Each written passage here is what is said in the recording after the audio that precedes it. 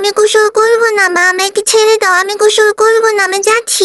সান এমন করে না বাবা, তোমার তো গোসল করতে হবে, না হলে গা থেকে গন্ধ আসবে, তোমার গায়ে তো ময়লা হয়েছে অনেক।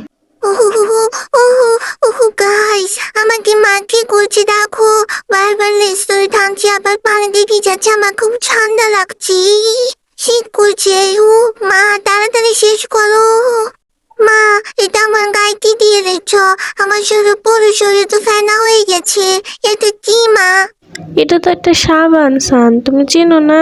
এই সাবানের কারণে যে ফেনাটা হচ্ছে না, এই ফেনার কারণে তোমার গায়ের ময়লাগুলো সব চলে যাবে। এরপর যখন ময়লাগুলো চলে যাবে, তারপর আমি সুন্দর করে শ্যাম্পু দিয়ে তোমাকে গোসল করিয়ে দেবো, বুঝছো? কি, আবার শ্যাম্পু দিবা? এই সাবান দিয়ে এতক্ষণ রাখতেছো, আবার তুমি শ্যাম্পু দিবা? কতক্ষণ লাগবে মা? আমার তো খুব শীত করছে, তুমি বুঝতেছো না, তাড়াতাড়ি করো। এই তো দাঁড়াও, তাড়াতাড়ি করছি, হয়ে যাবে। তোমার না গরম লাগে, ফুলরে শুয়ে থাকো বারবার গরমে, তাই গোসল করাই দিচ্ছি, তোমার শরীরটা একটু ঠান্ডা হবে, গাটাও পরিষ্কার থাকবে, তার জন্য তোমার তো ভালোই হচ্ছে, তাই না? গরম তো লাগে, কিন্তু এর জন্য গোসল করানো লাগে তোমার? আমার তো শীত করে খুব এখন, গরমের জন্য তুমি গোসল করাচ্ছ, এখন আমার লাগতেছে শীত, তারপর যদি ঠান্ডা লাগে তখন কি হবে? তখন তুমি এই সানকে কোথায় পাবে? মা, ওই যে দেখো জেরি আসছে, জেরিকেও আমার মতো ধরে গোসল করিয়ে দাও তো। না সান, জেরিকে এখন গোসল করানো যাবে না, জেরি খুব ছোট, তোমার মতো আর একটু বড় হোক, তাহলে ওকে গোসল করিয়ে দেব। এখন গোসল করালে ওর ঠান্ডা লেগে যাবে, বুঝছো? মা দেখো, কাকা সুড়সুড়ি দিচ্ছে আমাকে। এই সাকিন, পাশ সরাও, ওরে শ্বশুরে দিও না, মানা করছি, আর দিবে না সান। দেখছো, পা সরাই নিছে। এখন তোমার গায়ে শ্যাম্পু দিয়ে দেব, তারপর শ্যাম্পু দিয়ে গোসল হলে তাহলেই শেষ, গা মুছিয়ে দেব তোমাকে।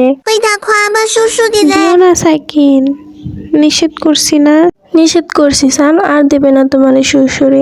ঠিক আছে মা। হ্যাঁ দেখছো, এখন তোমাকে আদর করতেছে ও। হ্যাঁ ঠিক আছে মা, কখন হিসেবে আমার শীত করছে, তাড়াতাড়ি করো। ও মা, পানি দিচ্ছ কেন? শীত করছে। মা তাড়াতাড়ি করো না, পানি দিও না তো গায়ে, তাড়াতাড়ি করো। ও হয়েছে হয়েছে, এখন হয়েছে, আরো আর লাগবে না, হয়েছে মা হয়েছে। আমার অনেক শীত করতেছে মা, তুমি বুঝতেছো না কেন? এখন ছাড়ো না। আবার তুমি হুঁচু দিয়ে দিচ্ছ কেন? আমি কি হাঁকু দিছি নাকি? এই তো সান, এখন তোমার গোসল শেষ, তোমাকে এখন মুছিয়ে দেব, তাহলেই হয়ে যাবে। হুররে। বাবা বাঁচলাম, গোসল হলো সবে মাত্র। ওদিকে দেখো জেরি তাকিয়ে দেখি আমাকে দেখছে, মজা দেখছে, আমাকে গোসল করাচ্ছে বলে। তোকেও একদিন গোসল করাবে, সেদিন তুই বুঝবি জেরি। হ্যাঁ, আমি একটু গাটা পরিষ্কার করে নিয়ে একদম ভিজে গেছি, মা আমাকে রোদে নিয়ে চলো ছাদে। এখানে ভালো করে শুকোতে পারবো না তো, এমনিতেই কারেন্ট নেই, ছাদে চলো। হ্যাঁ, এই যে তোমাকে ছাদে নিয়ে আসছি, শুধু তুমি না, জেরি, লিলি, ওদের সবাইকে নিয়ে আসছি। তোমরা সবাই এখন ছাদে বসে দুষ্টুমি করো, খেলা করো, আর সান ততক্ষণে শুকিয়ে যাবে। সানের একলার বোরিং লাগবে, তাই জেরি এবং লিলিকেও নিয়ে আসছি। বন্ধুরা, তোমরা জানো লিলিকে বেঁধে রাখছে মা, কেন জানো?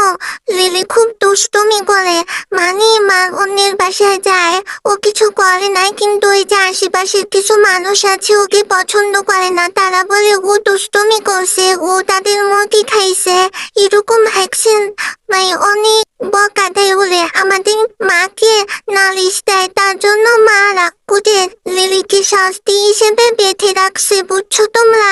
শুধু শাস্তির জন্য না, এছাড়াও ওই লোকটা বলছে যে ওরা যদি সামনে পায় তাহলে লিলিকে মেরে ফেলবে, অন্যদিকে লিলি প্রেগনেন্ট, তাই মা বেঁধে রাখছে।